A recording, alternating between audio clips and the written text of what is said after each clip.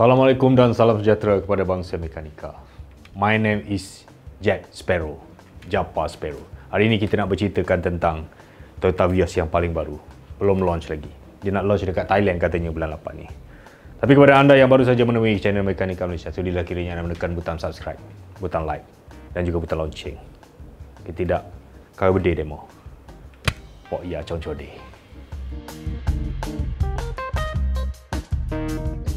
Pada tahun 70-an, 80-an dan 90-an ni, kalau anda nak tahu, Toyota Corolla adalah king of passenger car pada masa itu. Kemudian menjelang ujung 90-an, masuk tahun 2000, ya, ini sebuah model penting daripada Toyota, iaitu Toyota Vios. Dan sehingga sekarang, Vios merupakan king passenger car dekat bahagian Asia Tenggara. Kalau kita tengok banyak negara, contohnya Thailand, Filipina, Indonesia, taksi-taksi utama dia orang semuanya menggunakan Toyota Vios, sebuah kereta penumpang yang sangat versatile dan tahan lasak. Tanpa kita sedari, model yang ada dekat pasaran sekarang ni, dia dah 9 tahun.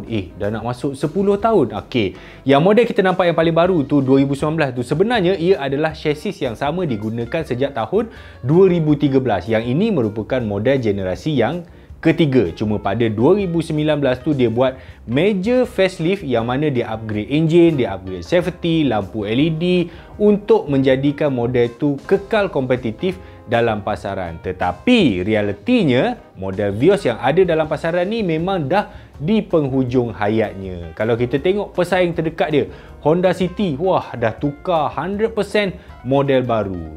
Ada satu persoalan, adakah Vios ni terlalu tua?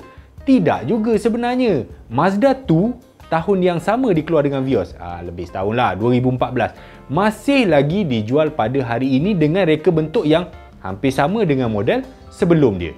Dan pada hari ini kita nak menceritakan tentang Toyota Vios generasi keempat yang paling baharu, yang katanya akan dilancarkan di Thailand pada suku keempat sekitar bulan 8 macam itulah. Setelah kami melakukan siasatan, Abang Beras telah pergi ke sana menyelinap di bawah Sungai Golok, pergi ke Thailand.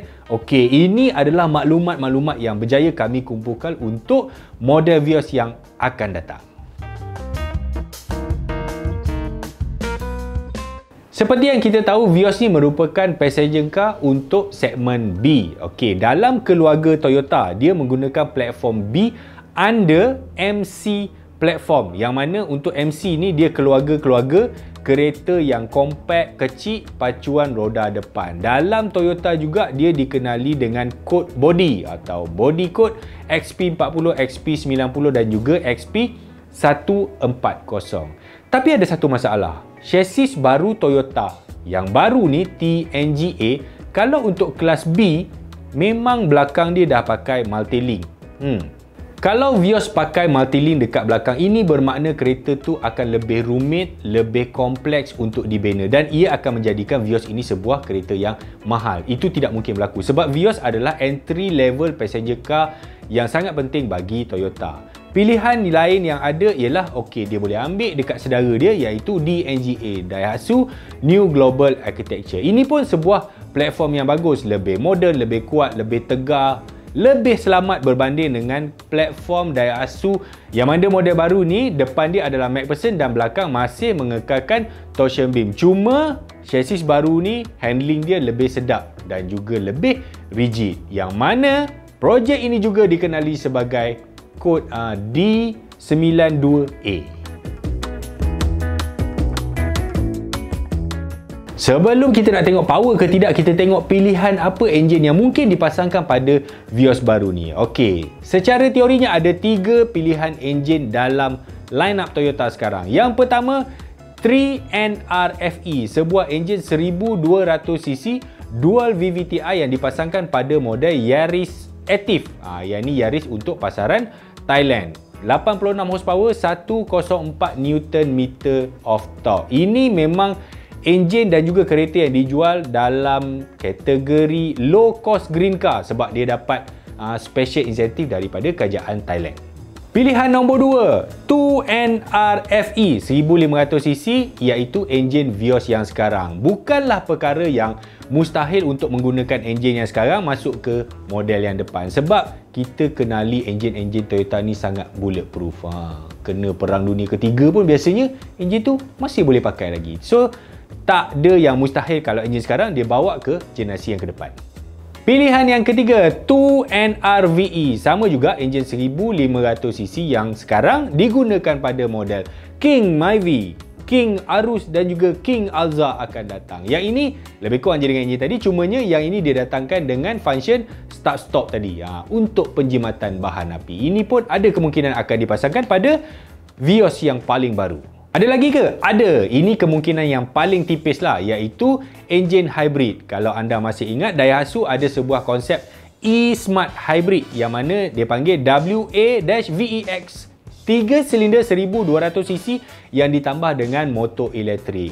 Berapa power dia? 105 horsepower dan 170 Nm of torque. Wah, tinggi torque dia. Dia lagi power daripada enjin 3 silinder turbo. Dan selain daripada hybrid ni, Toyota sendiri pun dia ada banyak hybrid yang baru. Contohnya, Toyota Hybrid System 2 yang latest tu, yang lebih compact, lebih kecil, lebih ringan. Dia ada 2 motor elektrik sama macam Honda yang ada sekarang. Tak, yang ini dia dah pakai yang lain. Dia pakai DCVT. Dan kalau anda nak tahu, DCVT ni sebenarnya eksklusif untuk chassis daripada Daihatsu, DNGA. Kalau dia pasang dekat Vios, berkemungkinan besar dia akan upgrade sikit lah. At least dia mungkin ada pedal shift ke, macam tu. Bergantung kepada pasaran mana yang dijual. Berkemungkinan besar dia akan didatangkan dengan CVT 7-speed dengan overdrive. Dan juga ia berkemungkinan besar juga akan dibuat oleh pembuat gearbox terkenal, iaitu Aisin. Alhamdulillah, eloklah tu. Janganlah tiba-tiba dia buat kelakar, dia bagi punch ke buat. Kenal tak punch ni siapa? Tu yang buat CVT dekat Proton tu. Wah, dia punya rubber band effect tu, kalau kita tekan, sempat isap ukuk sebatang lagi baru nak sampai dia punya top speed. Punyalah lama. Pada 2017 di Indonesia dalam motor show dekat sana, Daihatsu dia ada mempamerkan sebuah kereta konsep yang mereka namakan sebagai DNF Sedan. Bukan Did Not Finish tau, DNF Sedan. Yang mungkin bermaksud Daihatsu New Fastback Sedan. Kami rasa je lah. Dari tepi, rekaan dia nampak macam fastback. Dekat belakang, dia punya garisan bumbung dia turun habis dekat bonnet belakang. Konsep DNF Sedan ni, dia punya panjang dia 4200mm. Jarak antara roda dia 2510mm. Lebar 1430mm dan juga tinggi 1690mm. Itu tentang ukuran. Tapi cuba perhatikan gambar ni. Nampak tak? Kereta ni dia tidak ada tiang B. Untuk sebuah kereta yang economical, kereta yang sangat mass production tanpa tiang B, ia adalah mustahil dan juga tidak ekonomik untuk dibina. Jadi, adalah lebih selamat untuk kita katakan bahawa bentuk Vios yang akan datang akan sama sajalah dengan model-model sedan pada harga RM100,000 ke bawah ni. Yelah, kalau anak murid dia sendiri macam Daihatsu dan juga Pro 2 ataupun kereta dah semakin canggih, Vios mestilah semakin canggih. Dan sudah pastinya dia akan dimasukkan dengan safety, iaitu Toyota Safety Sense TSS, yang mana dalam TSS ni ada auto emergency braking, ada lane keep assist, ada pre-collision warning, ada auto high beam, dan berkemungkinan besar juga untuk model yang high end, model yang paling high spec akan didatangkan dengan adaptive cruise control. Come on lah, Myvi, Ativa pun dah ada. Vios mestilah kena ada. Okey, itulah tadi serba sedikit info yang berjaya Abang Beras perolehi daripada Toyota di Thailand tentang Vios yang paling baru yang akan dilancarkan pada bulan 8 nanti di Thailand lah, bukan kat Malaysia. Bila masuk Malaysia? Berkemungkinan besar pada tahun hadapan 2023. Mungkin ada yang tanya, Honda City sekarang ni dah ada hybrid, Vios tak ada hybrid ke? Ini kita susah nak jawab sebab UMW Toyota Malaysia ni dia unik sikit dia punya strategi dia. Sebab hybrid dia adalah pada model-model atas. Contohnya macam Corolla Cross, Camry, Lexus kan. Sedangkan pesaing dia Honda dekat Malaysia ni, dia punya hybrid tu sekarang ni nampak dia bagi dekat Jazz, dia bagi dekat Honda City kan. Lebih mampu milik. Tapi whatever lah. Untuk anda yang mungkin berangan, ada impian nak tukar kereta pada tahun hadapan, ni bagus. Tunggu.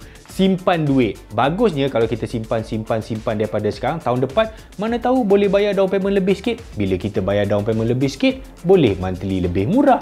Nampak? Bijak. Itu dia. Jangan lupa, kepada anda yang baru saja menemui channel Mekanika, baru saja menonton video-video hebat daripada channel kami, silakan menekan butang subscribe, like dan juga lonceng. Selamat Hari Raya.